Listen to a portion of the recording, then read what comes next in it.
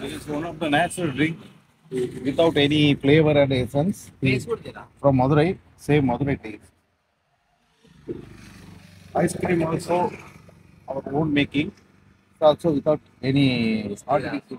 ఏంటి bro item ఏంటని చూస్తున్నావా లేకపోతే ఐటమ్ బాగుందని చూస్తున్నావా? చూడడానికి మాత్రమే కాదు టేస్ట్ కూడా సూపర్ గా ఉంటది.